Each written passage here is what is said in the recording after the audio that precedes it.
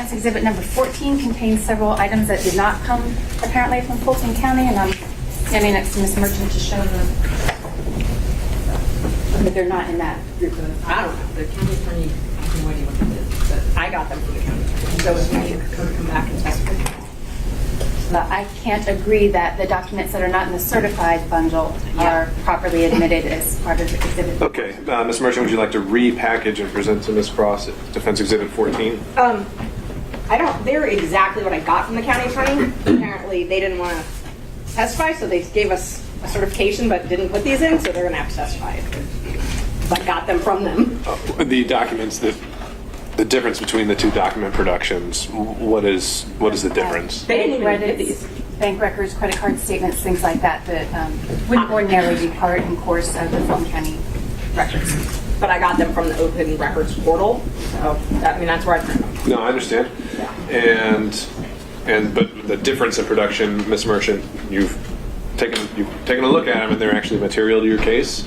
Yes. In what way? They're all of his invoices, Judge, and then he has like it's just, this is what I got from them. It's all of his invoices, and one of the invoices a reimbursement that he printed some things, but like for the reimbursement. I mean, I don't really care if they take the reimbursement out because they actually are already admitted in the other exhibit I did. I don't have any problem with the invoices. The invoices are clearly the records and contained in the certification. So if we remove the items that They're already are in dispute, then I don't have an objection to the They're already in exhibit. So you're removing them? Yeah, that's fine. You want to take them out? All right, so again, let's have opposing counsel look at a revised Exhibit 14 and then I'll hear whether there's any objection.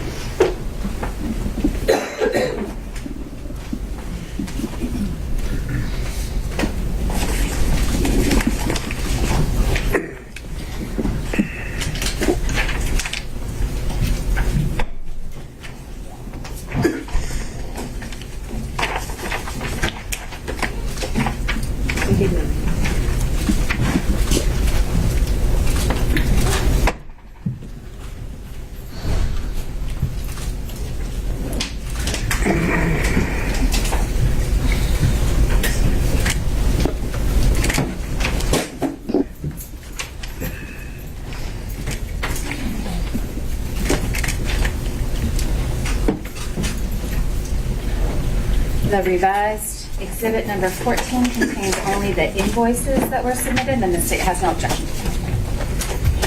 All right, then, not seeing any other issues from other counsel, we'll note Exhibits 14 through 18 have been admitted for the record without objection. Leave them here. I think at this point, it'd be good to make sure we've got, I think, 1 through 18 with the court reporter. Others, but do you want me to give them to the witness? Let's, if he's done looking at them, let's just get them all compiled and organized and with the court reporter in case other defense counsel are going to reference them. No, it wasn't for him to have them all. We just need to have 1 through 18 organized with the court reporter. Yeah. So you want me to take all the exhibits back from him? I think we ought to do that. I will do that. Thank you. Yeah. That's not. This is Okay. I'll organize it. All right, as Ms. Merchant is doing that, let me go down the list. Mr. Sadow. Your Honor, if the court will permit, Mr. Gillen is going to ask some questions that I was going to ask. I'd like to be able to just follow up if there's anything that he doesn't touch on. That'll work. Let me just to keep it consistent, I'll go in order. So if Mr. Sadow is deferring, then I'll go to Mr. Stocks. I would defer as well. Mr. Durham on Zoom. No, Your Honor. All right, Mr. McDougald. I will defer to Mr. Gillen. All right, Mr. Rice. All right, thank you, Mr. Gillen. Thank you, Your Honor. Good afternoon, Mr. Wade. Good afternoon, sir. A few follow-up questions. I'd like to start off with the exhibit number 4 that you should have up there. Those are the interrogatories. No, sir. They're not up there? Remember, I asked her to compile them all, so now you can grab Right them. here, I'm going to give it to you. If you wanted me to put them over. No, you're okay.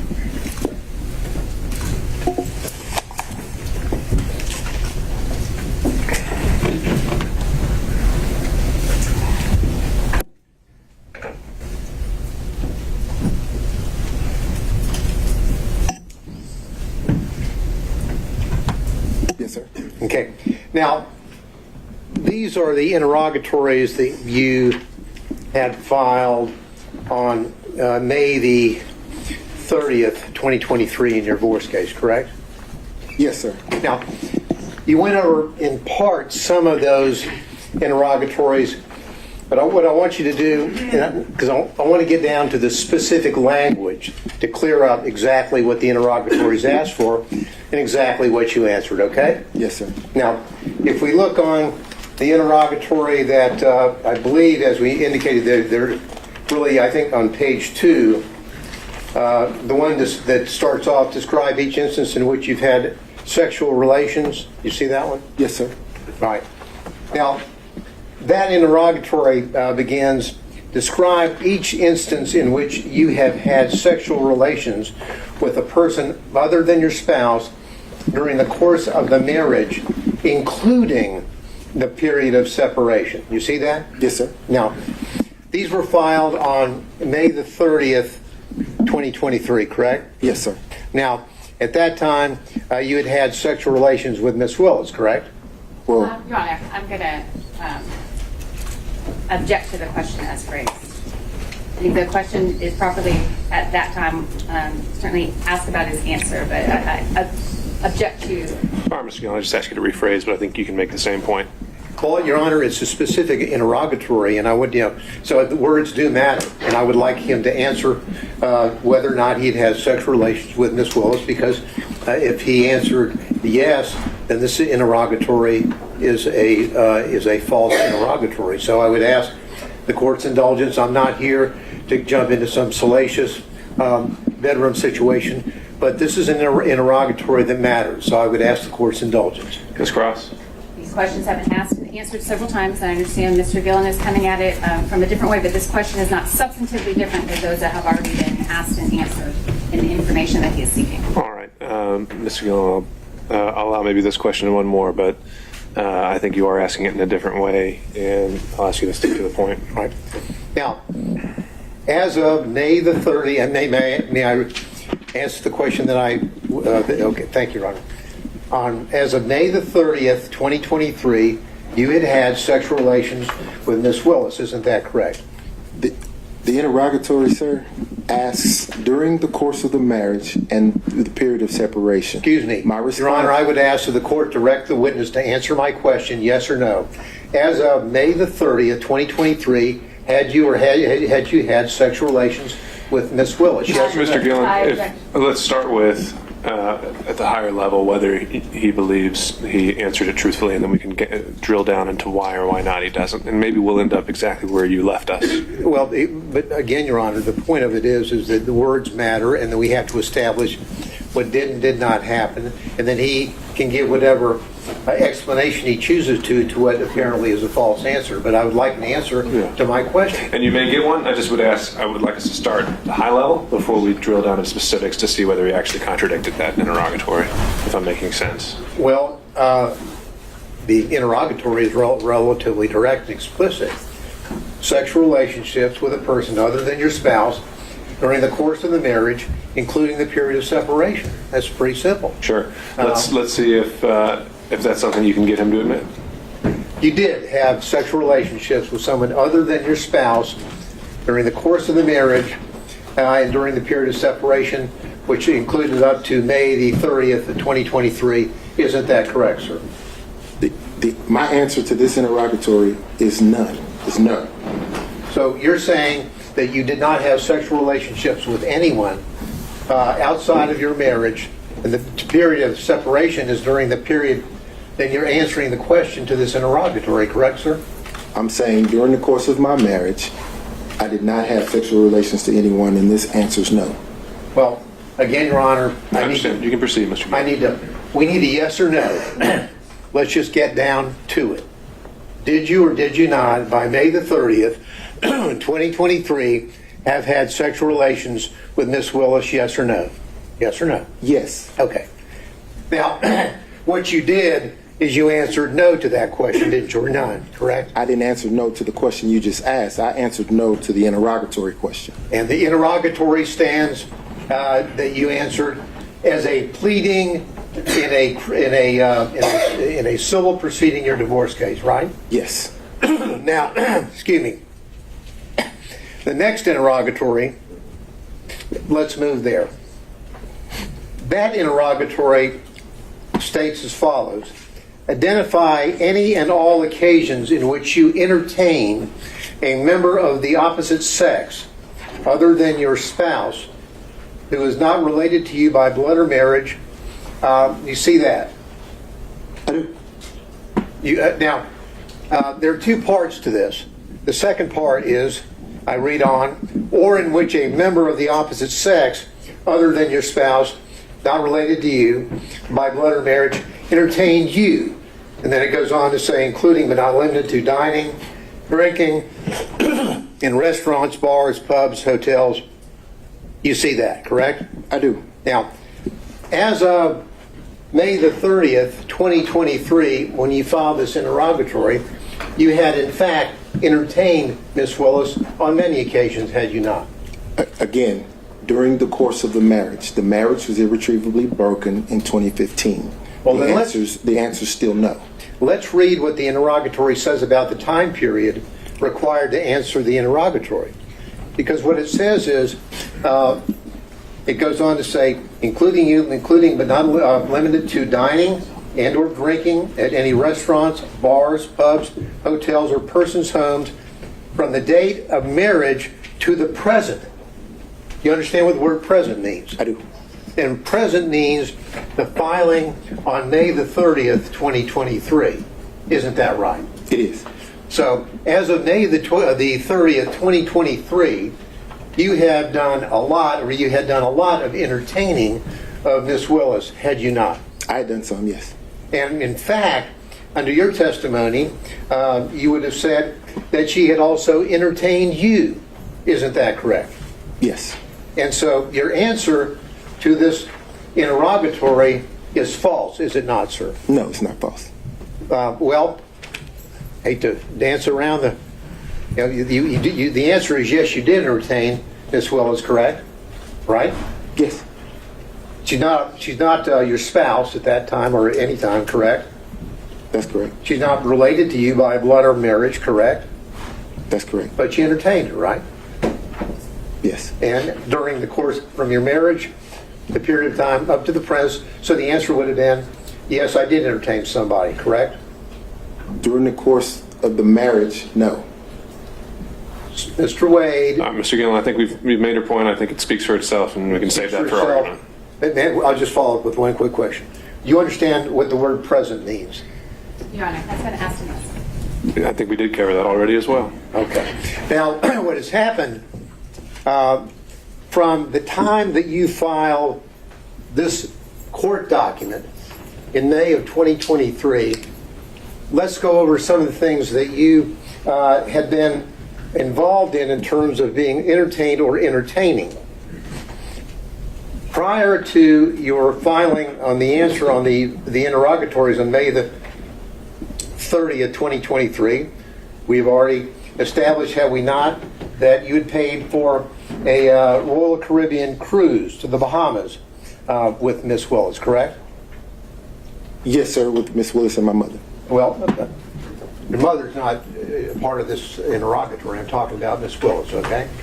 So you paid and caused to be paid approximately $3,335 on that trip, Bahamas trip, from October the 28th through October the 31st, correct? Your Honor, objection. I think we've said this ground several times already. Mr. Gillen, let's cover new ground. Well, I'm just trying to establish with specificity the things that he had done to entertain or be entertained prior to May the 30th, 2023. I'll try to move through it quickly. Sure. Well, that's already part of the record in terms of his prior testimony, and so if you want to link those two things together, you can do that during argument.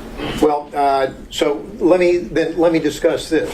You indicated that during the course of your explanation concerning the Belize trip, that Miss Willis paid you all that money back in cash. Remember? Yes, sir. Now, the Belize trip had just happened, hadn't it? That occurred in March of 18th, 2023, right? Yes, sir. So you're filing this maybe 2 months after you have gone to Belize with Miss Willis, correct? Your Honor, again, I believe all of this is I already. think you might be getting somewhere new. We'll see. All right. Yes, sir. So we've got the trip in to Belize on March the 18th, 2023. You and Miss Willis, correct? Yes, sir. Now, 2 months later, you file the interrogatories that speak for themselves that we've gone over a few minutes ago, correct? Yes, sir. Now, the March the 18th, 2023, to state the obvious, is before May the 30th, 2023. Will you agree with me on that? I do. Okay. So then you tell us that Miss Willis paid you in cash all the money for the entire trip. It was a gift for you for your birthday, correct? Yes, sir. And I'm sure you probably have the deposit slips where you took the cash and deposited the cash into your account, don't you? I did not deposit the cash in my account. You don't have a single solitary deposit slip to corroborate or support any of your allegations that you were paid by Mrs. Willis in cash, do you? No, sir. Not a single solitary one. Not a one. Now, when Miss Willis would pay you in cash, would you scamper down to the ATM with her and as she drew money out of her account Your to Honor. pay you these thousands of dollars? Mr. Gillen might scamper, but there's been no evidence that Mr. Wade does. I object to the phrasing, the argumentative nature of the question. On that issue, overruled. Did you and Miss Wade scamper down to the ATM machine and have her draw out? For example, on the Belize trip, just on your payment would have been $2,794. Miss Wade, For clarity, yeah, thank you. Pardon me? Miss Wade and I didn't go to Belize. No, excuse me, Miss Willis. I'm sorry. Did you go down to the ATM with Miss Willis while she drew out $2,794 to pay you in cash? Did you go to the ATM with her? No, sir. She didn't go to the ATM. She carried the cash. Oh, and so she would give you the cash. Did you have a little place in your house where you just stack up all this cash that you apparently got to repay you for these benefits that you bestowed on her? And Mr. Gillen, if I answered that, I'm putting myself in jeopardy. If I tell the world that I have cash someplace in my home, don't you think that could be problematic? No, I don't. I want an answer as to whether or not you have a little cash hoard in your house where you have allegedly taken the money that you got from Mrs. Willis and went and put it somewhere. Where'd you put it? No, sir. Now, just put it on the hip and kind of walk around money? Did I put it on my hip? Yeah, just walking around money where you would spend cash yourself? Let me finish. Did I put it on my hip in Belize and walk around with No, it? when you got paid back, would you take the money, the cash that she gave you, and would you just carry it around with you for spending money around town? So we have to break down each trip because, for example, for the cruise, she paid me the money before we took the cruise. So I was here and I could put the money in my pocket or put it away wherever I wanted to do with it. Other trips, she would give me the money there. So at that point, I could either spend it or put it in my pocket or put it in the hotel safe. There's no special place that you would have all this cash that you would be getting from her that you've told us about to pay back for the benefits that you have bestowed on her?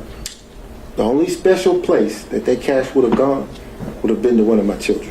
Okay. Now, are you aware, have you discussed these pleadings with Miss Willis? No, sir. So there's been no discussion between you and Miss Willis about the allegation concerning the benefits that you have bestowed on her.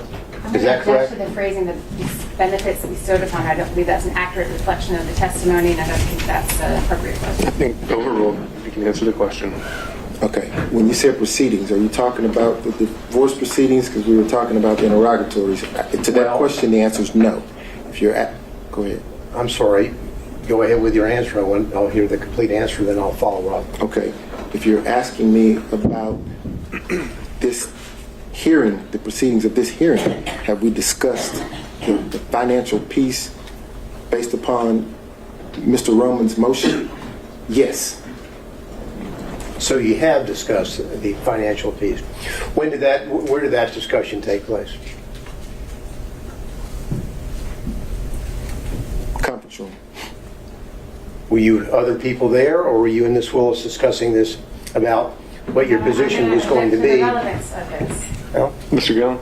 and the relevance has to do with suddenly we have a declaration from Mr. Wade in this case where he says roughly equal and then shows one alleged payment by Ms. Willis.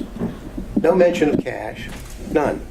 So I need to find out a little bit more about how suddenly we have this revelation about cash from the witness stand today. Overruled. So we part company there when you say no mention of cash. If I provided one receipt that didn't amount to what you would think was roughly equal, the rest of it is cash. Well, did you in your declaration, sir, that was filed in this case,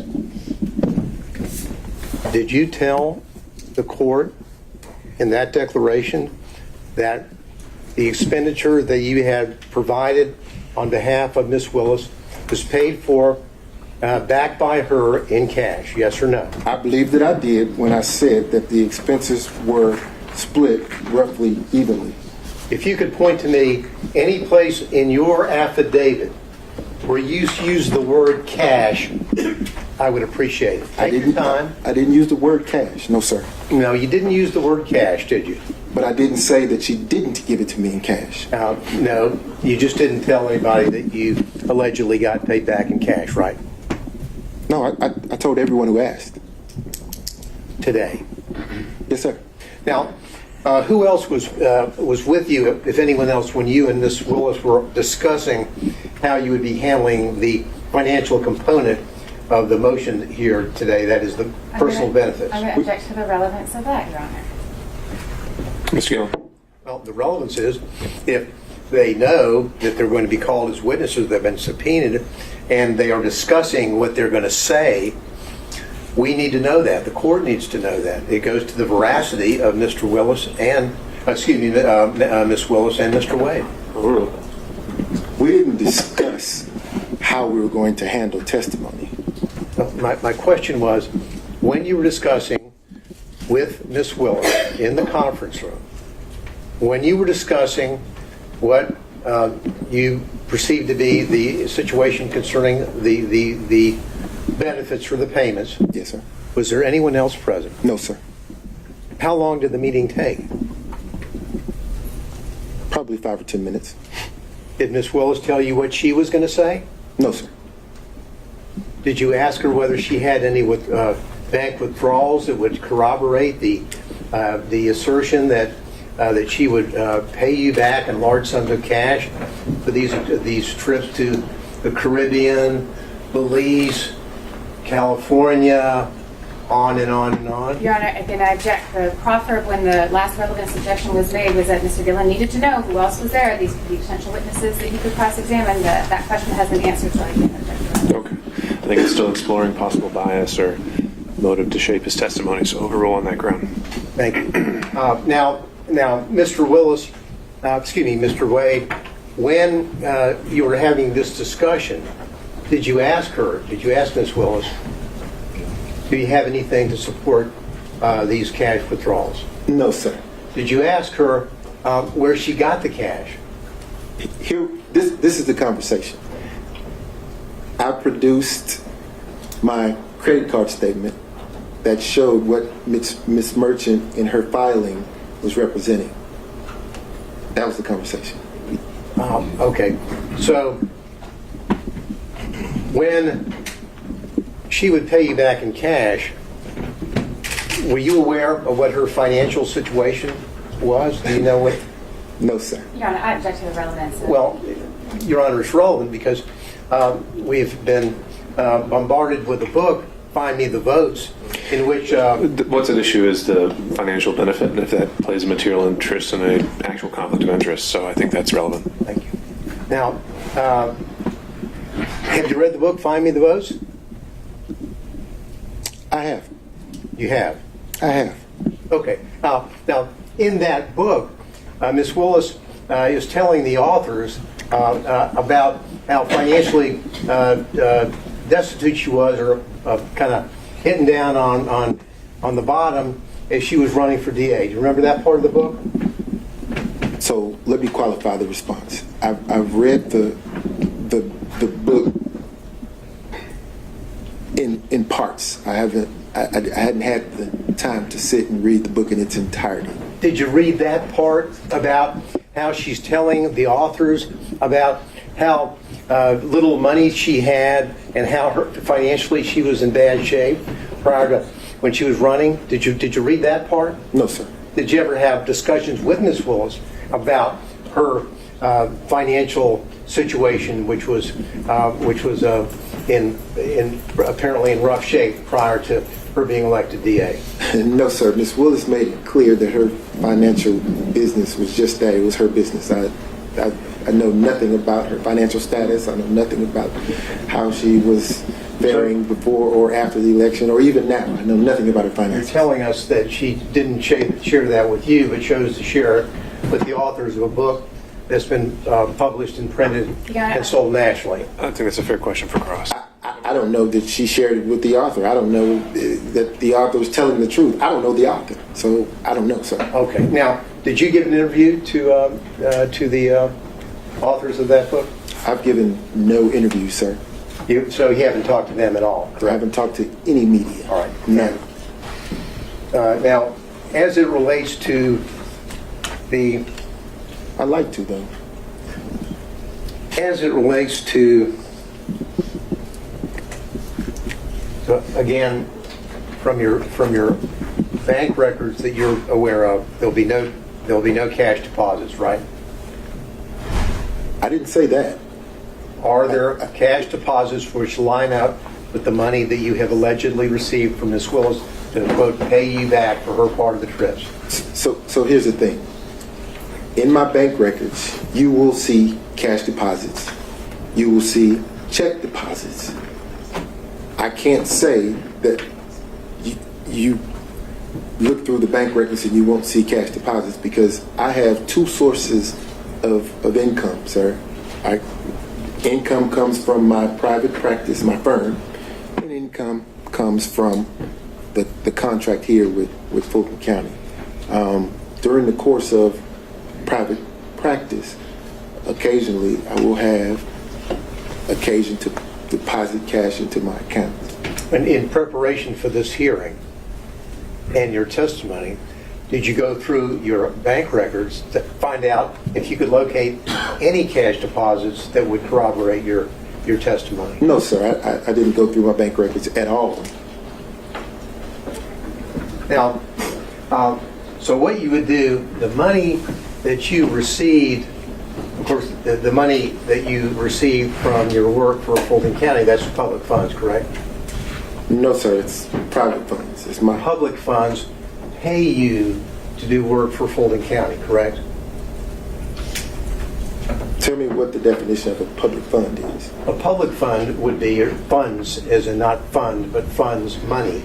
Public money, as in money from taxpayers, either in Fulton County or the state of Georgia, pay you to do the work that you're doing here in this case, yes or no?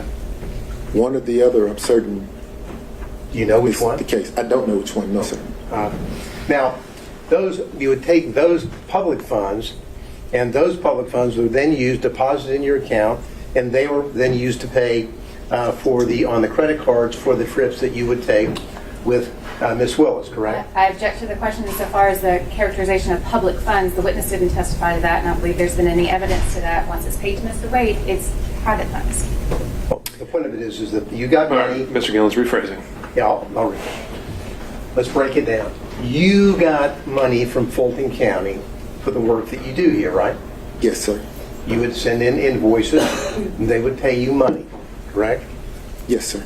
Those money, that private money, that money was money from either the citizens of Fulton County or from the state of Georgia, correct?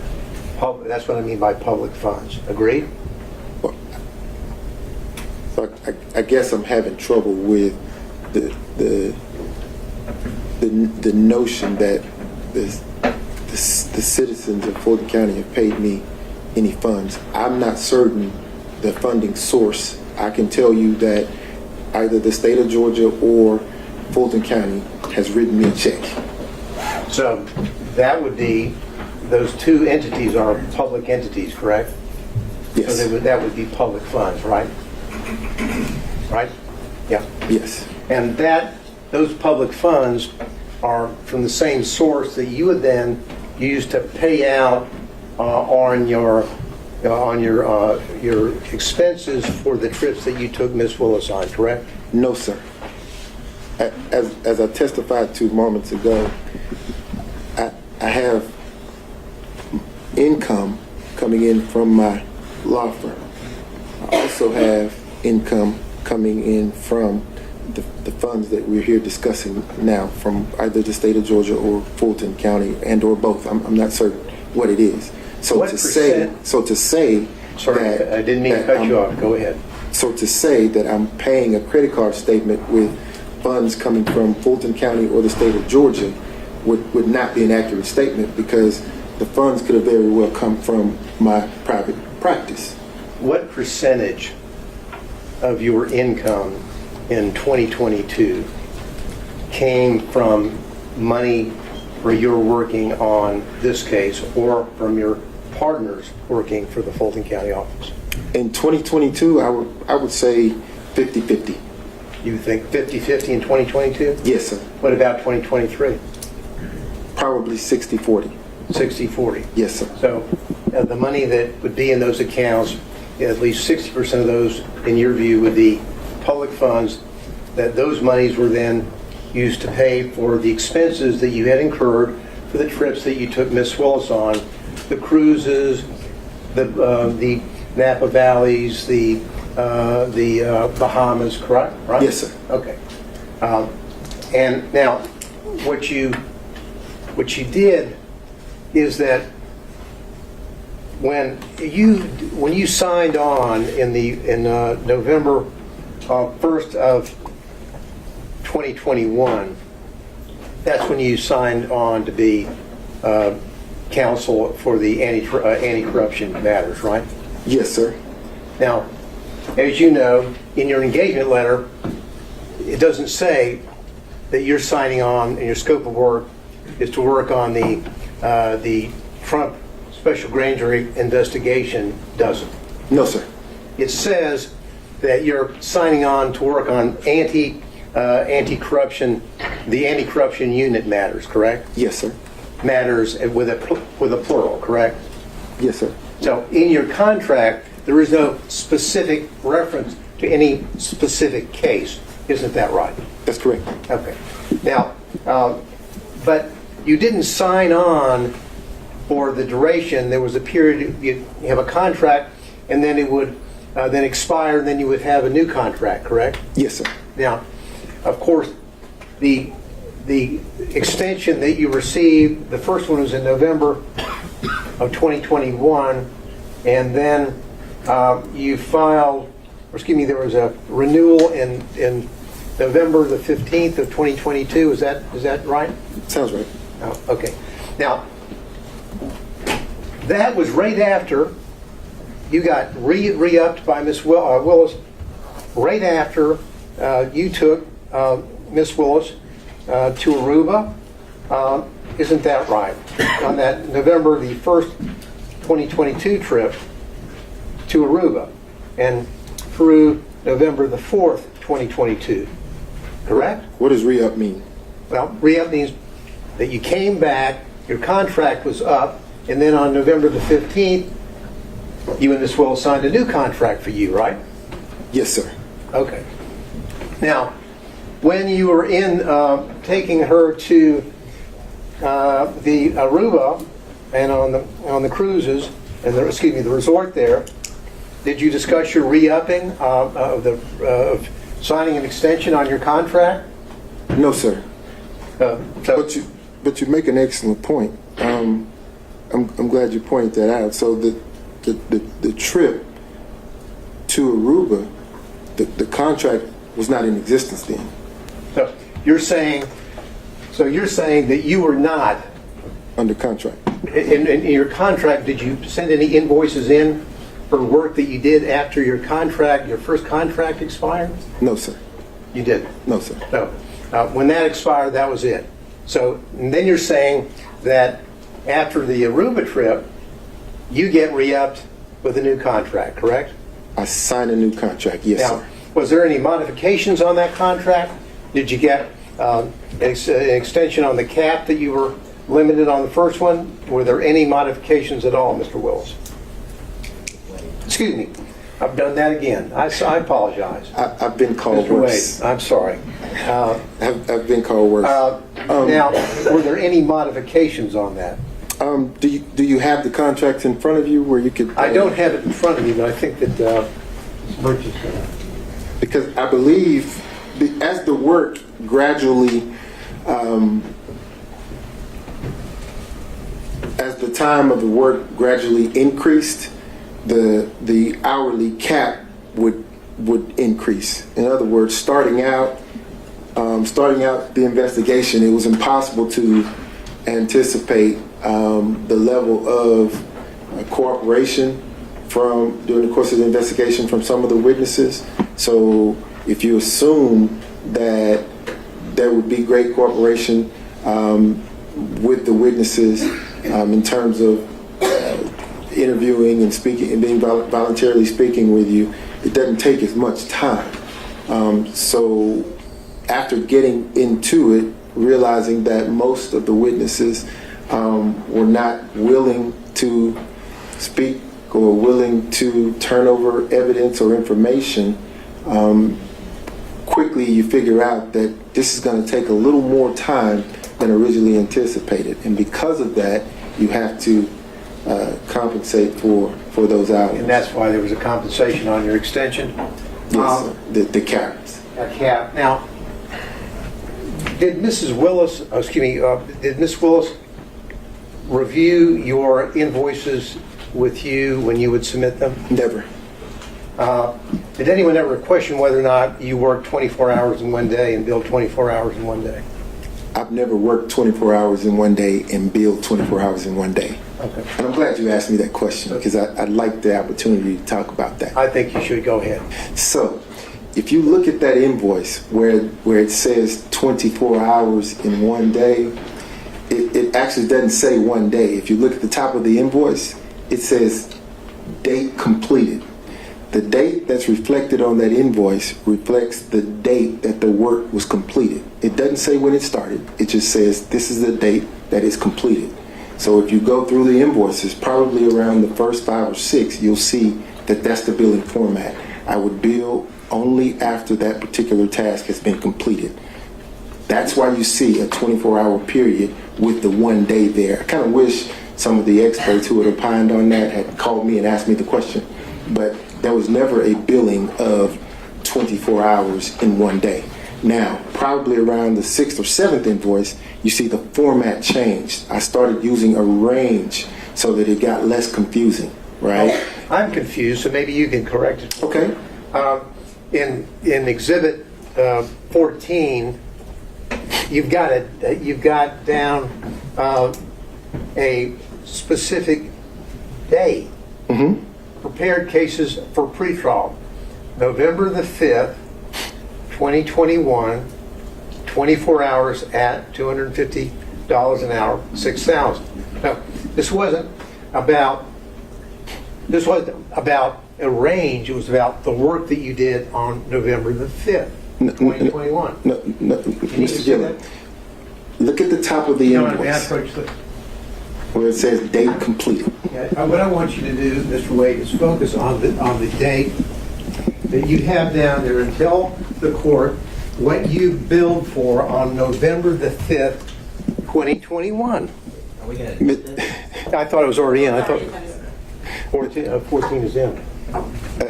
Again, Mr. Gillen, it says completed date completed. The dates that you see here are the dates that work was completed. So on November the 5th, I completed the task of preparing the cases for pretrial. That's the date I completed it. Just then read, it took me.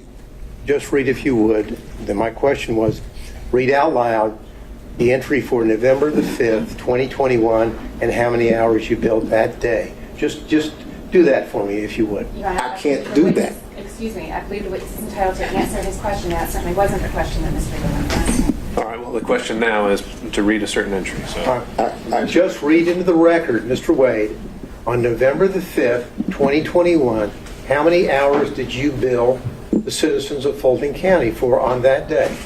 Just read it out, please. I completed the task on November 5th, 2021. 24 hours was billed at $250.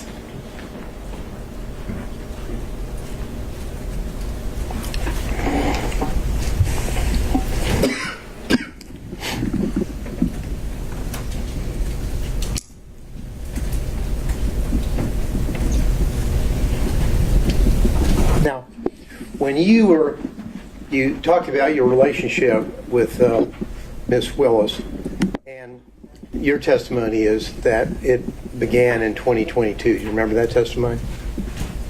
No, sir. Our relationship began in Your romantic 2019. relationship began in 2022? Is Yes, that sir. That's your testimony? Yes, sir.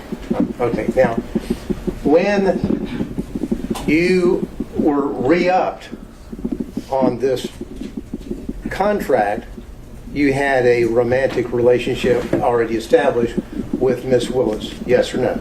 In 2022? You know, when Yes, you sir. were re-upped on November the 15th, 2022, you had a romantic relationship with Miss Willis. I signed the second contract. Yes, sir. Answer my question, please. I'm not going to use the word When you re-up. signed up on the we re-up or whatever you want to call it, your contract on November the 15th, 2022, you had a romantic relationship already existing with Miss Willis, yes or no? I signed the contract, the second contract. Yes, sir. During the course of a romantic relationship. Yes or no, you had a romantic relationship with her at the time that you signed up the extension on November the 15th, 2022, yes or no? The answer to that question is yes. Thank you. Now, this was before the special purpose grand jury released any report. Isn't that correct? Correct. Are you asking me if it's before the work was completed or before the special purpose grand jury actually publicly released the report? When they Those are released two the different- report. Your relationship with Miss Willis already existed when the special purpose grand jury released its report, correct? At the time the report was released, yes, sir. But And- you understand that the report, the work had been completed prior to the release of the report. You understand that? And your relationship with Miss Willis, of course, was prior to the indictment in this case, correct? Yes, sir.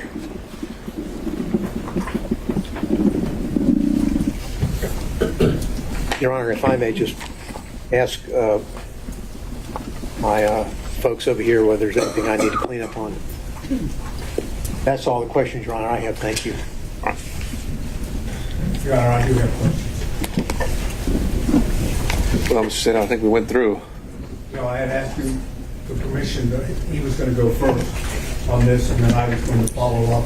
That's the deferment, was to allow him to go first. That's what I thought I had asked for. All right, with the understanding next time, we're going to keep going in order and not skip around the order. All right. But that's why I brought it up, because I thought that's what. Okay. All right. Mr. Sado.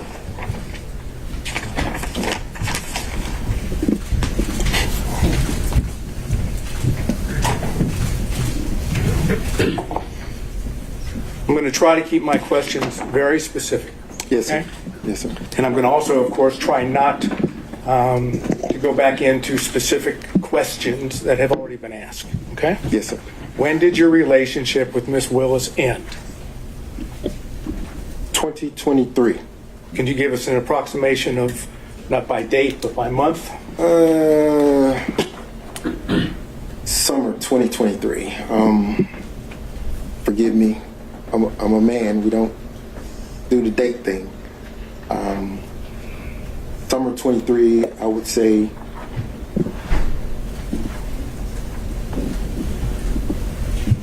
June, maybe. Okay. Using the euphemism personal relationship, did you have any personal relationship at all with Miss Willis after the summer of 2023? I want to make sure that I'm answering your question. Are you, because Let me rephrase, if I might. The way it has been characterized in, for example, the response of the state, and I believe in your affidavit, is there's a difference between a personal relationship and a professional relationship. Correct? yes, sir. Okay. I'm not talking about a professional relationship. I'm talking about a personal relationship. Have you had a personal relationship at all, and you know what I mean by that, after the summer of 2023? Are you asking me if I had intercourse with the district attorney? I was trying not to, but I guess if you're going to characterize it as that, the answer would be... The answer would be no. So it's been purely professional since the summer of 2023. So that's where we're having issues. Okay, you'll have to explain, because I don't know what the issue would be. No, I will explain to Thank you. you. You say personal. We're very good friends.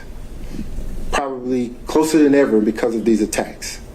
But if you're asking me about specific intercourse, the answer is no. How about if I change it from intercourse to romantic? No. Okay. During the direct examination, you made a statement, at least I believe I heard it correctly, that you, personal relationship, and now I'm talking about that characterized the sexual romantic relationship, was not a secret. Is that correct? Wait. If you're asking me if people knew that we were having sex, no, they didn't. I'm asking you whether the people knew that you were dating, whether you were romantically involved. You said that it was not a secret. Oh, it wasn't a secret. It was just private. My mother knew, obviously. Okay, did anyone in the district attorney's office that has worked on this case know that you were dating or had a romantic relationship with District Attorney Willis? I don't know what they knew. Well, did you tell anyone? No, Do you have any knowledge of whether Ms. Willis revealed it to anyone? I have no clue. Okay. So as far as you know from personal knowledge, no one in the DA's team knew, correct? That's correct. Okay. So if it was a legitimate relationship, is there any particular reason why it was kept secret or private? It wasn't kept secret. It was kept private. And the purpose for that was? It's what we chose to do. I'm asking you why, though, not just because you chose. Why, if you're dating someone, why keep it private? So, a few reasons. The first one is, and I want to say this respectfully in the right way, there are some people who are in the public eye who just don't like it, don't wish to be there. I have tried to have lunch or dinner with her publicly, and I can't count the number of people that would approach the table or would accost us as we're trying to walk into a restaurant and just have lunch or have a meal.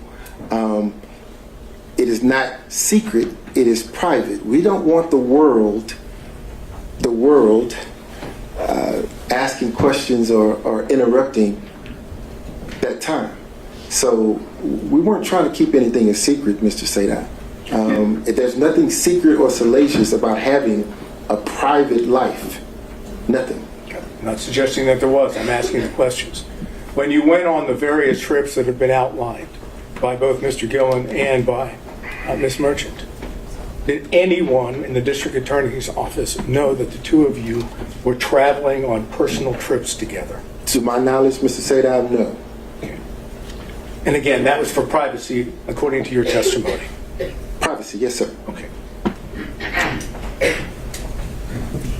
Did you and Ms. Willis go to the Hapeville condo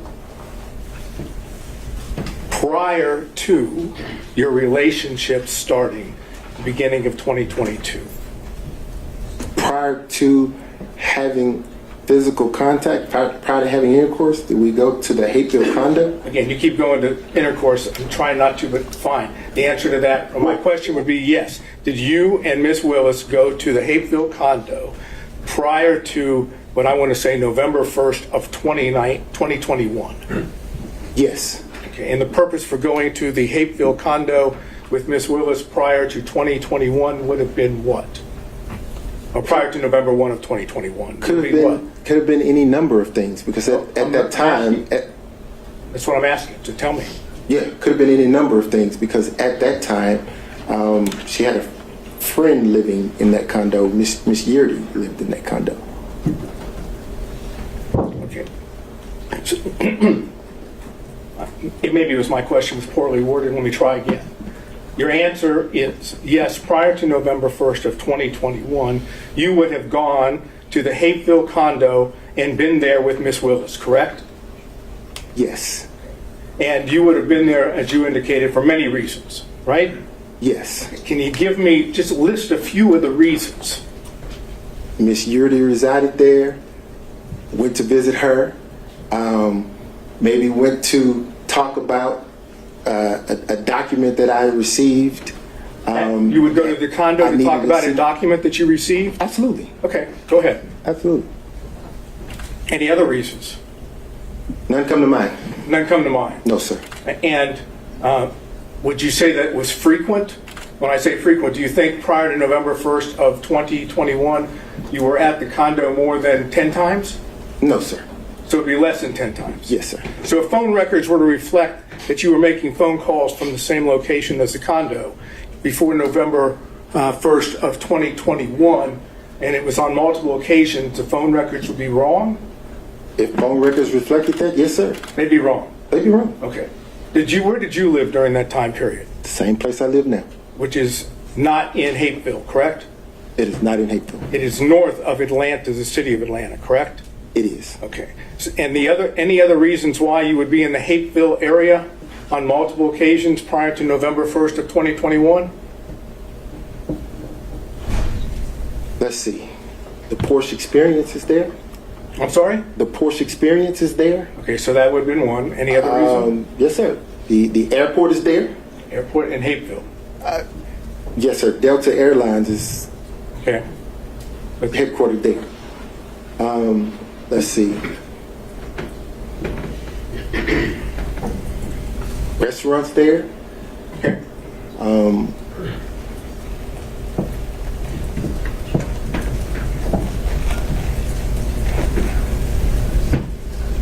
Okay. If that's your recollection, that's fine. I'm not asking you to try to remember everything, but if that's okay. Okay. Did you discuss your affidavit filed in connection with the response with Ms. Willis? No, sir. Did you know, of personal knowledge, whether Ms. Willis reviewed your affidavit before it was included with the response? I have no clue. So, as far as you know, personal knowledge, Ms. Willis did not know what you said in the affidavit. I didn't give it to her. That's what I said. You have no personal knowledge. No personal knowledge. And as far as you know, no one else has told you that she did or didn't. I hadn't asked anyone. We've kind of worked this up a little bit, and the numbers could be off.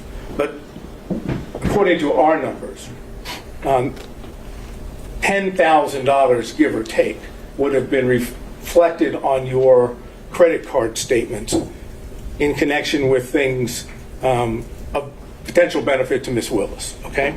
I want you just to assume that.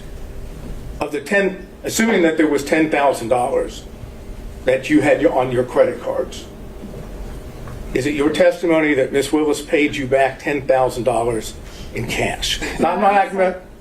Can I object? The characterization of $10,000 for Ms. Willis's travel, I don't believe is an accurate reflection of what the numbers, at least the summary that I've been provided by the defense would reflect. I think that's joint travel. Is that right, Mr. Sater? I'm sorry. No, It's it's not joint travel. But all I'm trying to understand, I'll rephrase because I don't want to get bogged down on specific numbers. You would have received thousands of dollars in cash from Ms. Willis, correct? Yes, sir. Okay. and the thousands of dollars in cash from Miss Willis, do you know, I'm not asking you whether she took it out of her pocketbook or she took it out of a suitcase. I'm saying, do you know the source of the cash? Just that, out of her pocketbook. Yes, You sir. don't know where she obtained the cash. I didn't ask her. And the whole time that she was paying you in cash, you never said, hey, why do you have this amount of cash? Why would Mr. Sadal, in my practice, people come into my law firm all the time with cash. I never question where they got it. Yeah, but we're talking not about people that come into your law firm. We're talking about the district attorney of Fulton County, who I'm assuming receives a paycheck. She doesn't get paid in cash. So, just like you assumed, I assumed she got it from her paycheck. I don't know. Okay, but of course, it's already been, and I'm not going to go back into it. You've not seen any records indicating withdrawals of cash from Miss Willis at all. Why would I ask her? I didn't No, ask. sir. All I said is you haven't, right? No, sir. Okay. Now, can you explain why you filed for divorce one day after you were hired by Miss Willis? You filed on November 2nd of 2021. You're hired on November 1st of 2021. Why the day after? You mean one day before? So, You filed for divorce one day after you were hired, right? okay. I'll answer your question. Okay, please. So, in 2015, when my wife had the affair, we had a conversation that we would divorce right then. Again, the better practice, at least for my children at the time, was to stay in place until the youngest could graduate and matriculate into college. We did that. When she graduated, matriculated into college, at the time my wife had moved back and forth to Houston, to Texas. So she's in Texas. We take our child off to college. We come back to Georgia for a brief period of time. Divorce gets filed. She gets served. There we go. Now, the reason that date was selected, Yes, sir. That's what I asked. the specific reason that specific date was selected was because she was only in town. I'm going to object, Your Honor. This is attorney-client privilege. Why he decided to file his... And why do you have the right to object on his behalf for attorney-client privilege? Because... Well, I'll make a formal objection. All right, there we go. And I believe that he's already attempted to answer this question and there was no privilege raised. So he's given a partial answer and now he's about to finish that. So first of all, I don't think it's covered by attorney-client privilege and I'll deal with that if you want me to. But otherwise, he's already answered part of it. So he doesn't get to say, now I'm going to stop. So, well, it was a long preface, but I don't think it ever actually got to what might have been at issue there. So if you can lay the foundation, we'll deal with the objection. okay. Take a step back. Okay. You realize that an attorney-client privilege is the privilege of the client, correct? Yes, sir.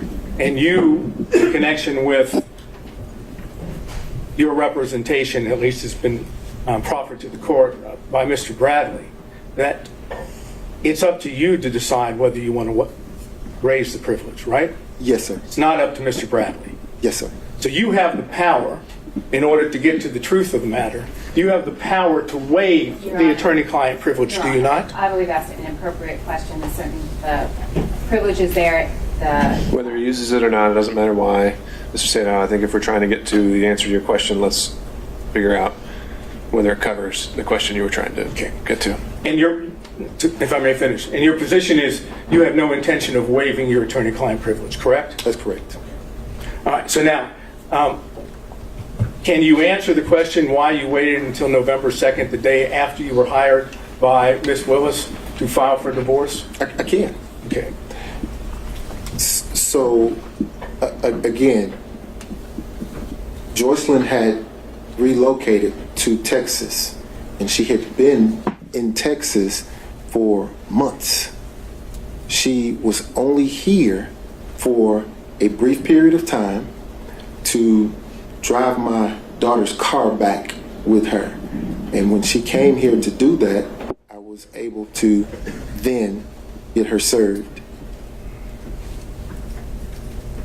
Okay, so your answer as to why you waited until the day after you were hired by Ms. Willis, which would be November 1st, 2021, to file the complaint for the divorce on November 2nd, 2021. Your testimony under oath is because your wife was here. But had not been here in October, had not been here in September, had not been here in August of 2021. She had been in Texas taking care of her ailing mother and your testimony, aging father. So the first opportunity that I had after speaking with my lawyers to take care of that was the date it was filed and served, because she happened to be here. It had nothing to do with, that was purely coincidental, that contract. I understand it's purely coincidence, your testimony. Yes, sir. And understand that this was by agreement between she and I, she being my wife and I, that we would divorce when the children matriculated out, and that there would actually have been an agreement attached to the filing. It became apparent that the agreement wasn't going to happen, and things got a little contentious. So that's when the privilege will kick in, and I was forced to do it when I did it. Okay. So, if I understood correctly, again, you tell me if I'm wrong. Is it your testimony that your wife was not in Atlanta, Georgia, or the metro area throughout October of 2021? No. That's not your testimony? In October of 2021, she was back and forth between here and Texas. Okay. So she was, at least on some occasions, in the Atlanta area. But that was during the time when we were working through the consent agreement that fell through. Again, I think we're pretty far afield on relevance. The answer to the question about the timing of the divorce filing. Understood, Ms. Cross. Ms. Sadell, where are we going from here? Right, we're about to finish this area, since I'm not going to be able to go any further about, if we want to call the X, we'll call the X for that purpose. Well, we'll have to discuss whether that's a collateral issue altogether. No, I'm just saying if. I didn't say we will, but we'll. Okay. All right, so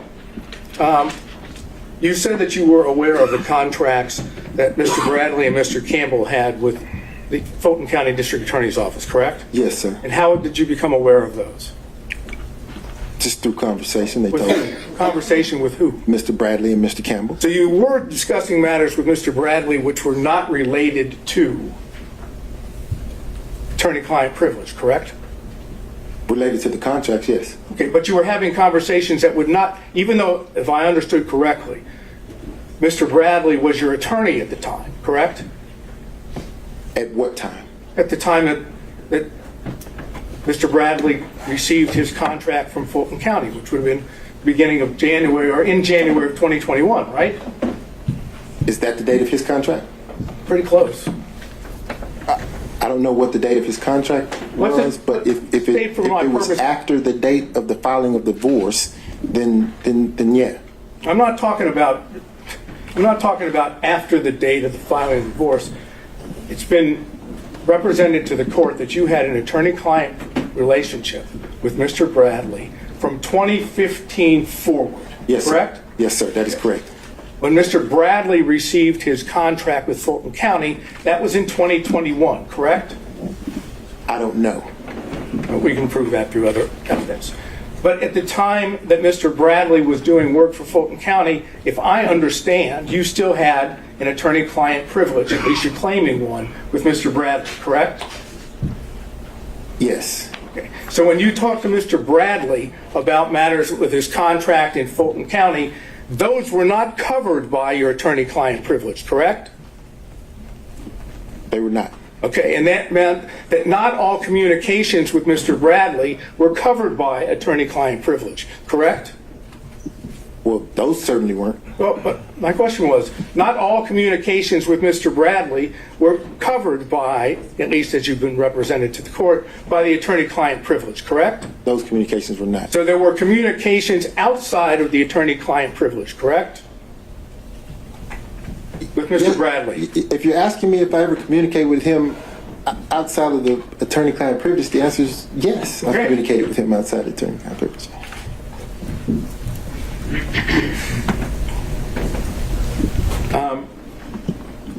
Let's finish this up.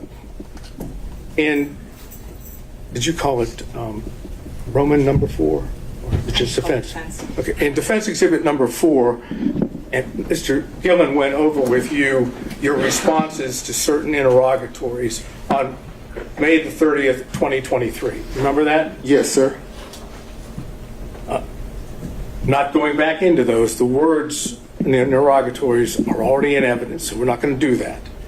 But the ones that we've gone into, there were 2 of them. And your answer to both of those was none, correct? Yes, sir. Okay. Now, on January 25th of 2024, Yes, sir. you again were in a position that you answered those same interrogatories, the 2 that we're talking about. I can get specific if we need to, but as long as we understand we're talking about the same 2, right? Yes, sir. Okay. And they are in defense exhibit number 6, and they are interrogatories number 4 and number 5. Okay. Go ahead. Now I want you to be able to see it. So it's defense exhibit number 6. I don't. I see you have 6 up there. I'm told that you have 6. Okay.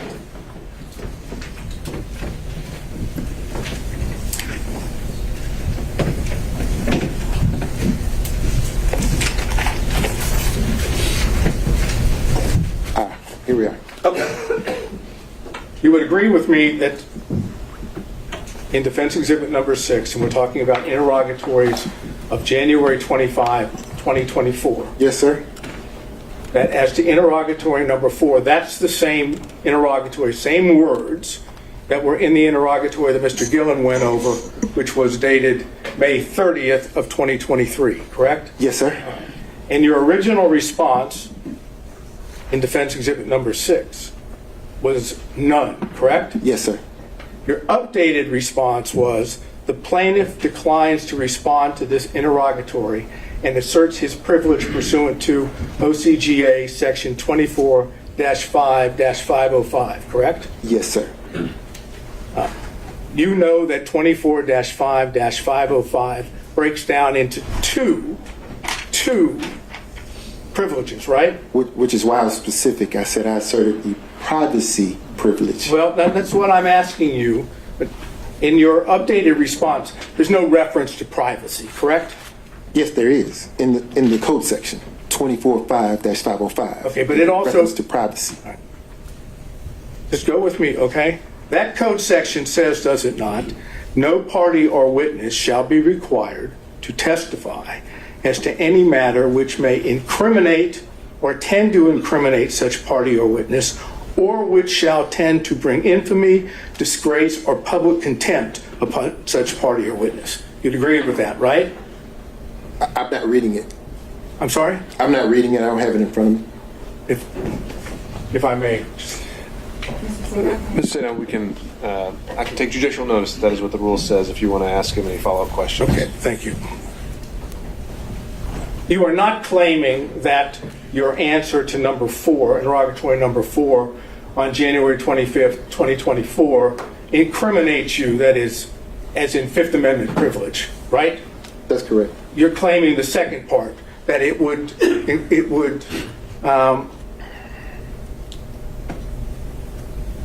bring infamy, disgrace, or public contempt, correct? I'm going to object to that. I don't think that's the full thing, but and also the witness doesn't have it in front of him, so I don't know how he could respond to that. He has said several times privacy is largely invoked that statutory. Overruled. I'm claiming privacy. The privilege that you make reference to is to infamy, disgrace, or public contempt upon the witness, right? Or party. That's the section that you were relying on, correct? If that's what it says, yes, sir. Okay, look. I could show you, but I think the court has already indicated he can take judicial notice of the statute. So you assume that what I'm telling you is accurate, okay? Yes, sir. Okay. How would an answer of none bring infamy, disgrace, or public contempt upon you? So, as I explained in direct of Mr. Roman's counsel, the minute she elected to intervene into my divorce proceeding, I then started to understand the bigger picture, which was that all the attorneys in the election interference case were colluding with Joycelyn's divorce lawyer, and because of that, I said, privacy. I don't want my divorce proceeding to bleed into this criminal proceeding. I just didn't want that. So you raised a privilege, if I understand, that indicated that your answer would bring infamy, disgrace, or public contempt upon you, right? Your Honor, I'm going to object to the relevance of this. It's been asked and answered several times. Mr. Seda, where are we heading with this? I think I can finish that up by saying you didn't say none again. You asserted a privilege, correct? That's correct. Okay. And you did the same thing, did you not, with number 5? That's correct. That is, you didn't say none again, right? Correct. Okay. Is the answer to the interrogatory number 4, if you have it in front of you, is the answer none? Is that the truth? The answer is to that interrogatory is as I placed it at the time I responded, sir. I'm asking the you answer. now, is the answer to that interrogatory none? The answer is still privilege. All right. So he's apparently electing to apply the same privilege, Mr. Seda, to that exact same question. And I have a case which indicates that we can get beyond that if the court deems that appropriate. And to what end? To what end? Where? That the privilege actually does not apply and he must answer the question. And where does that get us? Even if he answers the question, hasn't he already kind of said everything he has to say about the nature of the relationship, how long it lasted, when it ended? No, I think it would prove. I think if he is forced or compelled to answer the question, he will either answer it falsely by saying none, or he answer it truthfully by saying yes and then telling us what it is. That's what I believe. That's why I'm asking. But the interrogatory you're referring to, though, the question contained there, Two interrogatories, yes, sir. it's the entertaining one, it's whether there were other relationships, right? With the specific language that's in the interrogatories. Sure. Haven't you already covered that in all the other questions that we've had so far? We have, but again, the court could, if I could require or compel an answer from him as to whether his answer would still be none, then we would know whether or not he was telling the truth now. If the answer is no, then obviously there was a time in the past where he was not. It simply requires him to now answer under oath what he refused to answer and claimed, what I might suggest, is a bogus privilege, and that you can pierce that privilege because it's a material fact in connection with this case. Again, it's a call that Your Honor makes. I have the case law that says you can do that, but it's your discretion. Ms. Cross? Your Honor, Mr. Bates known this man now for several hours, and he's been asked and answered very personal questions that I believe cover the issues. Mr. Seda was making an argument, and this is probably an argument to make for the later to the court and not a question to propound to the court. So as I see it, the only relevance these interrogatories have to this case really whatsoever would be as either prior inconsistent or consistent statements. And to that end, I think the question has been put to him again and again and again. He's answered how he believes he felt his answer should be and why he answered a certain way. And as it goes to credibility, I think at this point we're arguing weight, and I don't really see the value in pushing this issue further. So, All right. Well, just for the record, the case that I was going to refer to is State versus Wakefield at 324 Georgia Appeal 587, and specifically, let's see, it would be 590, in which they talk about this specific privilege. This is a 2013 case, and then they footnote to footnote 3. And footnote 3 says, there are times when the materiality of the evidence outweighs the testimonial privilege. And it goes and explains what that is. That's what I'm bringing up. And I see what you're saying, that we could say that you need to answer the question regardless of the privilege you asserted. At this point, though, I think we've covered that ground and we're ready to move on. Okay. Based on that, I have nothing else. Thank you. Okay. Mr. McCullough? anything on behalf of Mr. Floyd? Moving through defense Excuse me. counsel. Oh, I'm sorry. No, I'm looking behind you. I Mr. thought so, McCollum. okay. On behalf of Mr. Floyd, he's elbowing you, sir. Okay. Mr. Cromwell. Nothing, Your Honor. All right. Ms. Cross. Thank you, Your Honor.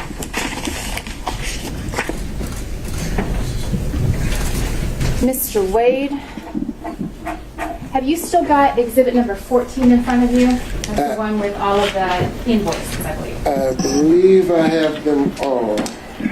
All right. So you were asked, Mr. Wade, about a couple of the invoice items.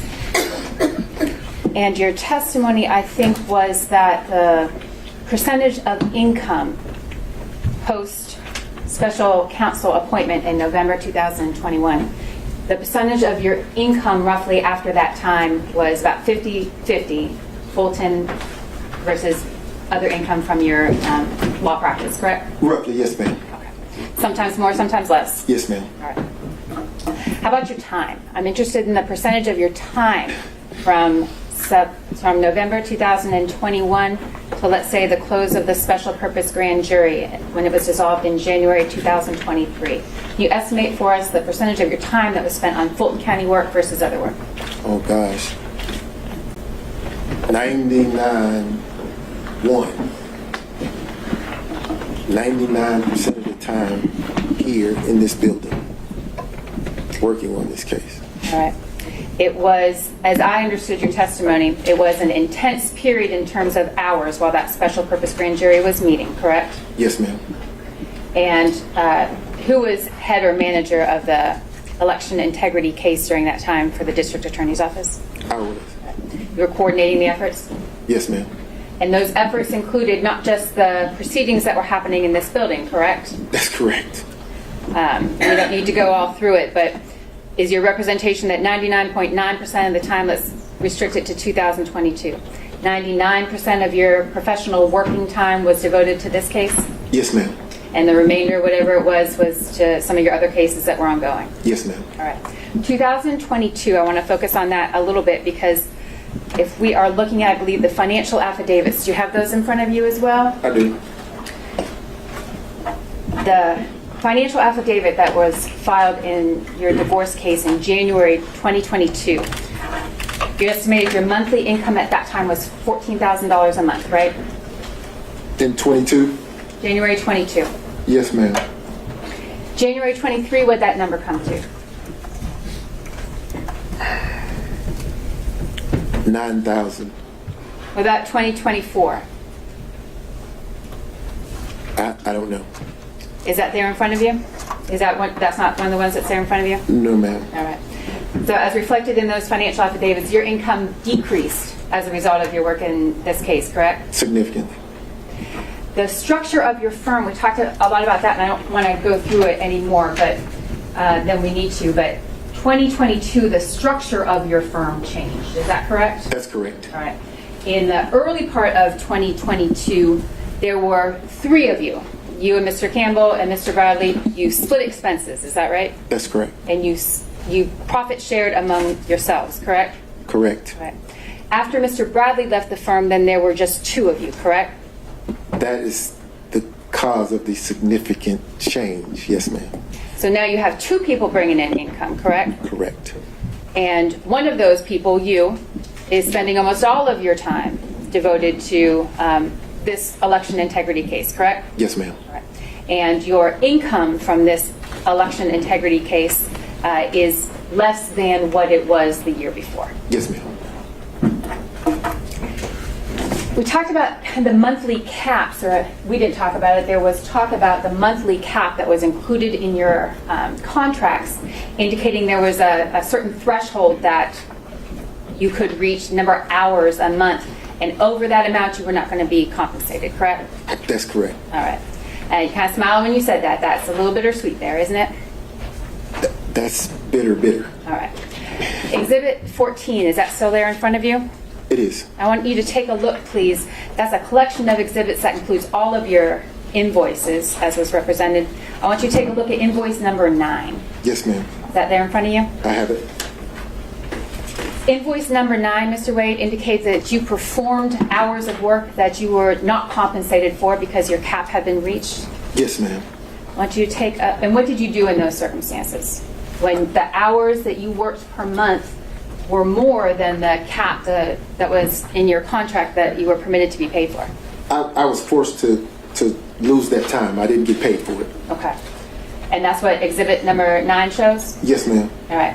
And in exhibit number 9, you've got a task, hours that were completed, and you just didn't bill for it. You noted the time and then a 0 beside it because you didn't bill the county for that time. Yes, ma'am. All right. What about exhibit number, invoice number 13?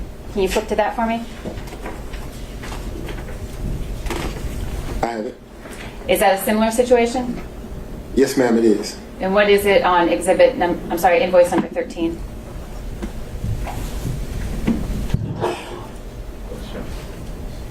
This invoice makes me cry. There's so many hours here that I worked that I couldn't get paid for. So, And you work those hours anyway, Mr. Wade? oh, absolutely. This is not the type of job that you could walk away from just because you're not getting paid for it. I think there's some professional rules of responsibility to an attorney who's engaged in a case. You have to see it through. So it's not like I can just throw my hands up and say, well, I reached my monthly cap, I'm done, I can walk away. I can't do that. This is ongoing, it's constant, and I have to do the work. Can you look at invoice number 23 for me there in exhibit number 14? Yes, ma'am. Does that reflect a similar situation, the hours worked that you were not compensated for? Yes, ma'am.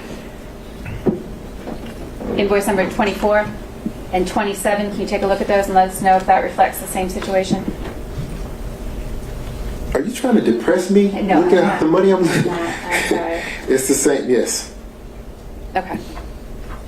And there's no workaround to that? You didn't attempt to work around that contractual cap on your hours? Oh, no, ma'am. All right. You were asked a lot of questions, Mr. Wade, about the affidavit that was submitted, correct? Do you recall those questions? I'm sorry, I'm stuck on this invoice. You know, if I was going to get a benefit, I'd like that benefit. That's the one I want. That didn't happen. That didn't happen? Okay. All right. And there was no renegotiating your contract to reflect that those hours should be paid or anything? No, ma'am. Okay. All right. Do you have your affidavit there in front of you?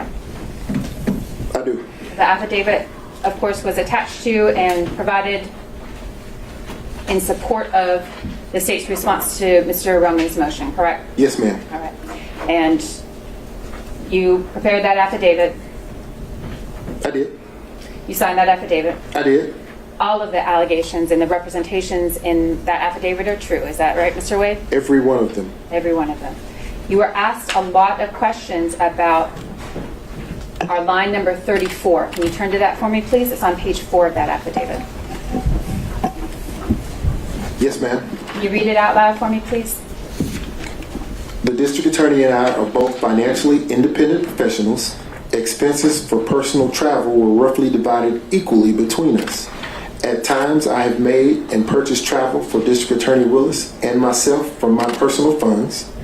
At other times, District Attorney Willis has made and purchased travel for she and I from her personal funds. Examples of District Attorney Willis's purchasing plane tickets for she and I with her personal funds for our personal travel are attached. Funds, Mr. Wade. As you understand the term funds, does that include cash? Yes. Does that include credit? Yes. Does that include reimbursements? Yes.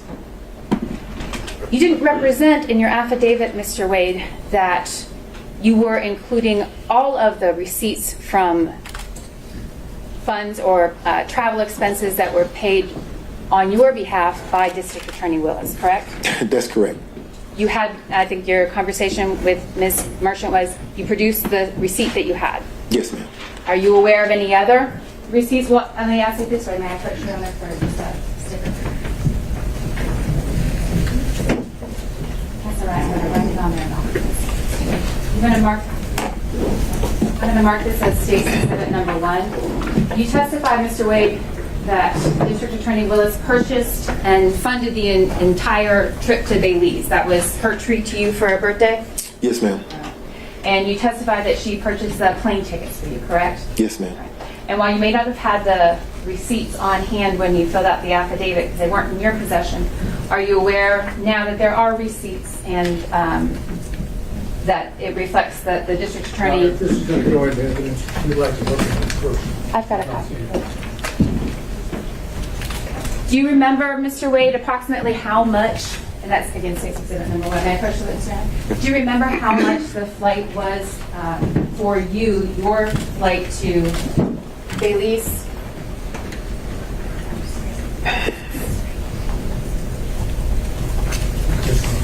And if you don't, I'm not tendering it through you, Ms. I'm just asking you to take a look at that and see if that refreshes your recollection as to the amount that that plane ticket cost that was extended by District Attorney. You may keep it. You keep it. Does that refresh your recollection, Mr. Wade? It does, thank you. Approximately how much was the amount of the ticket that District Attorney Willis purchased for your travel to Belize? $887.35.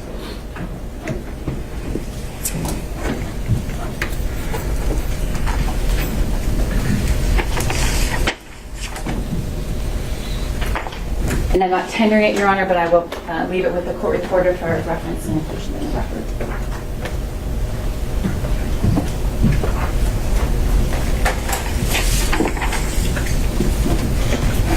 All right, Mr. Wade. Your testimony here in court today and consistent with your affidavit was that the personal relationship, I think we've called it dating today as well, the personal or dating relationship between you and the district attorney began sometime in early 2022, March I think was your testimony, is that right? Yes, ma'am. And that March date isn't included in the affidavit. The affidavit is less specific, but that was your testimony today? Yes, ma'am. And that there was no personal or dating relationship prior to that time, right? None. All right. Mr. Wade, I'm sorry. I'm going to direct your attention to 2020. In 2020, were you dating the district attorney? No. 2020, that was during the COVID pandemic, correct? It was. Was there a situation for you, Mr. Wade, that made you particularly vulnerable during the COVID period? Yes, ma'am. And in 2020, and a portion of 21, I was battling cancer. And that prevented me from pretty much leaving environments that aren't sterile, and I had health on my mind. You were particularly cautious during that time. Yes, ma'am. Were you dating anyone in 2020? No, ma'am.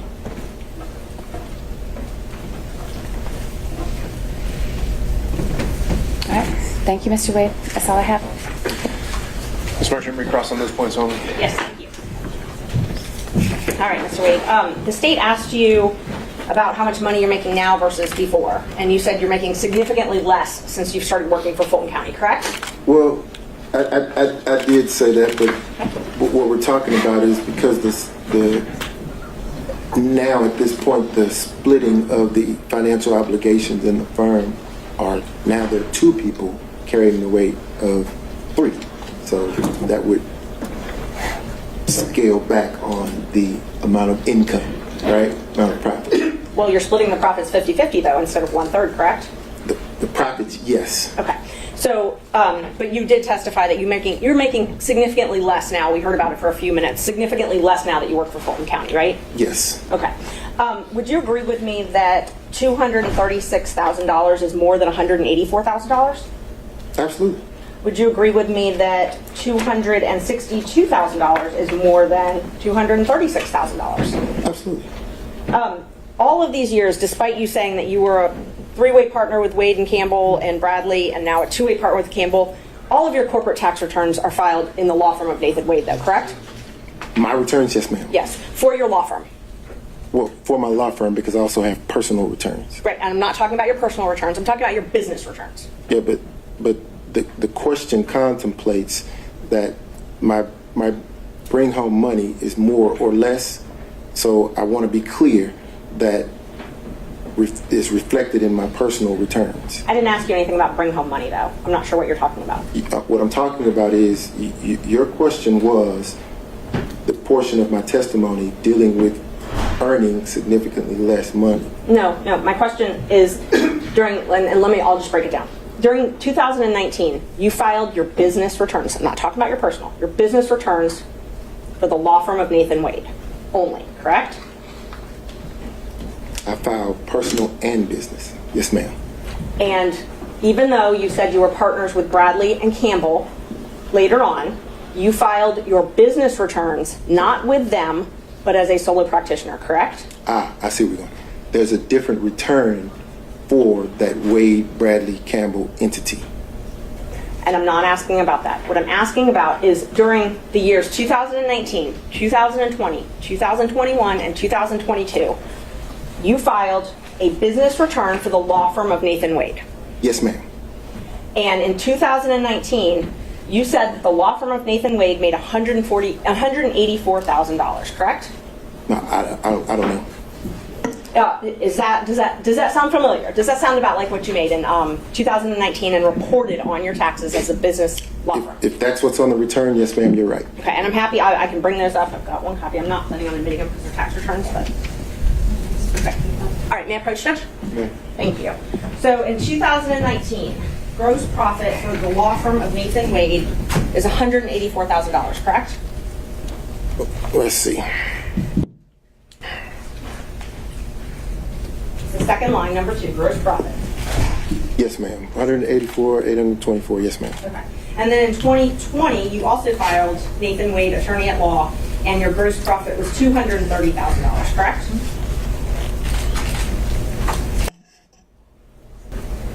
Yes, ma'am. And in 2021, you also filed as a solo Nathan Wade PC attorney at law, and your gross profit was $236,000, correct? Yes, ma'am. And then in 2022, you filed as a solo practitioner Nathan Wade, and your gross income was $262,000, correct? Yes, ma'am. Okay. I'm not going to admit those if you've got your position on. But nowhere in these documents do you document that you received cash payments from Ms. Willis, correct? I hadn't looked through them. I would be surprised if there were something in there that said that. Do you want to look through them? Listen to the answer. I'd be shocked if there was something in there that said that I received some cash from Miss Willis. Okay. But there is itemized expenditures for travel in here. You did itemize that. I didn't itemize anything. Your accountant itemized it. I hope so. But you're responsible for your taxes, even if your accountant files them, right? I agree.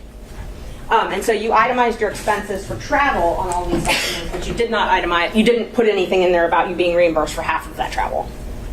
Well, those are business returns. Yes, you used your business card to pay for the travel, right? Yeah, but I wouldn't put a personal expense on a business return. But you used a business card to pay for these personal travel. I use a business card to pay for everything. And what I do is turn over the statement to the accountant, and the accountant then says, okay, this expense, that's personal. We'll put that over here. This expense, that's business. We'll put that over here. And they reconcile it. So you wouldn't find a reimbursement from Miss Willis on a business return. Okay, so they're not anywhere there. Nor would you find, well, go ahead. No, I'm just asking, so there's nowhere for any of that cash to be reconciled there, right? On the business returns, no, ma'am. Okay. We talked a lot about the financial affidavits. I know the state asked you a couple questions about them. You filed one in 2022. In that one, you stated that you only had $5,000 in cash, correct? I believe you. Yes, ma'am. That was sworn under oath? At the time of filing, yes, ma'am. Okay. And then in January of 2024, you filed another one that also swore that you only had $5,000 in cash, correct? At the time of the filing, yes, ma'am. Okay. So in 2022 and 2024, you only had $5,000 in cash? At that time, yes, ma'am. At that time, I'm sorry, excuse me. And then you also, all of those interrogatories, I'm not going to go through them in painstaking detail, but every single interrogatory you filed, there are 4 of them, all verified ones. Every single one, you said you didn't have any cash stored in a safe, a safety deposit box, or any other location. Plaintiff rarely carries cash. If plaintiff does carry cash, it's a nominal amount, correct? That's correct. Okay. So we've got what? 2021, you said you don't have cash. 2023, you said you don't have cash. Again in 2023, you said you don't have cash. And then in 2024, you don't have cash, right? So you're assuming that I received the cash and I stored it. I received the cash and I saved it. Well, you didn't put it in the bank, right? What's wrong with receiving the cash, Ms. Merchant, and spending it? Nothing's wrong with it, but you didn't put it in the bank. That would contemplate why the response is what it is on the interrogatories. So you spent the cash. That's because before, when it was asked, you said you didn't want to disclose where the cash was. No. For privacy reasons. No, well, I said that if I were to store cash in my home, then why would I share that with the world, is what I said. I didn't say that I had some cash stored up in some place, because that's not the truth. And you've talked a lot about this, I split with a third, I split with half. From the check you received from Fulton County, July 15th, 2022. So all the way back for July 2022, not a single check that you've received from Fulton County has gone into a joint banking account. Every single check has gone into your own personal banking account, correct? All of them, with the exception of the checks that were going into the WBC firm, went into my business bank account, which is solely in my name. Right, your WBC account that you're talking about, that account was closed, though, in June of 2022. Correct. Okay. So everything after June of 2022 was put in a Nathan Wade bank account, not a corporate bank account with I'm going to ask partners. questions you committed to. I think the question right before that only needed a yes or no. So no, ma'am. The checks were deposited into firm accounts, law firm accounts. Law firm of Nathan Wade PC. Yes, ma'am. As a solo practitioner. Yes, ma'am. Okay, so they were not deposited into accounts with Campbell or Bradley. No, ma'am, they were Okay. not. Thank you. However, there were checks written to Campbell and Bradley that will reflect the third. And we've tried to get those bank records, but you've objected to those, correct? You've tried to get what bank records? We subpoenaed bank records, and you've objected to all of those, right? Your Honor, I'm going to object to the relevance. It's relevant if he's saying he has all these records, but yet we've tried to get them, and he's trying to keep them from us, but he doesn't bring all of the records. And you can make an inference if there's law that says you can make an inference if some documents are within the party's control and they won't provide them, that there's an inference that they're not positive. Ms. Cross. Your Honor, there was no obligation for Mr. Wade to produce evidence that Ms. Merchant couldn't find an admissible way to produce. I believe it's irrelevant. We've covered the ground, and I object to any further questioning. All right, I'll sustain that. Ms. Merchant, let's find some new ground here. Okay, thank you. Are you willing to waive your privilege with Mr. Bradley so that he can testify? I am not willing to waive attorney-client privilege. Okay, thank you. Only on the questions, the health questions that were asked on campus. And I can ask you from here, because it's going to be very short. I don't want to get into the type of cancer. I don't want to get into the medical condition itself. Did I understand you to say that you had cancer in the year of 2020? Yes, sir. And you explained that because of that, in 2020, you were or kept yourself in a sterile environment? I tried, yes, sir. Now, what about 2021? 2021, just focusing on my health, trying to get back to myself. You remember I asked you some questions about Hateville Yes, sir. and the condo, Yes, sir. and you indicated that prior to November 1st of 2021, you had spent time at the condo, the Hateville condo, Yes, sir. with Miss Willis, right? Yes, sir. And with someone else? You said Miss Yearty? Ms. Sheardy, yes, sir. Okay, so you were not concerned, that was not a sterile environment, was it? Are you inferring that Ms. Yeardy and No, I'm D.A. just saying Willis that- is not sterile? Of course No. it's a sterile environment. It's a condo. But don't you remember then I followed up and said, where else might you have been to show your cell phone records from Hateville? And you said, the airport, right? And Not a sterile environment, though, the airport, you agree? It is not. Okay, what about restaurants? Not a sterile environment, right? They are not. And the Porsche, you said something about a Porsche what? The Porsche experience. That doesn't sound very sterile to me. Is that a sterile environment? You're inside your vehicle. Yeah, but don't you mingle with others? You can. Yeah, and you were doing all that in 2021 before November 1st. That's what you testified to, correct? Yes, sir. So there's no reason why you couldn't be dating in 2021, is there? Give me 2020, Mr. Sadow. No, I said 2021. All right. Correct? Dating? No. No reason. No right? reason. Got it. Thanks. All right, Mr. Gillen. Okay. Mr. Stocks. Stockton, excuse me. Just real briefly, you said you started dating in early 2022, and you also used the term personal relationship. And there was no dating and no personal relationship prior to early 22. Is that correct? Help me understand. I want to make sure I answer you. So let's be clear. 2022 was the start of any intimate sexual relationship with the district attorney. Okay, and that's what I was wanting to Okay. make clear. In your affidavit, you used the term personal relationship. Got it. Today, you've used the term dating. And your testimony today is that that includes the term basically physical or sexual or intimate relationship. Is that correct? Yes, sir. And there was nothing, according to your testimony, there was none of that prior to early 20. That is correct. That's all I've got, Judge. All right, not seeing anyone else. Ms. Cross, any redirect? All right, Ms. Merchant, can this witness be excused?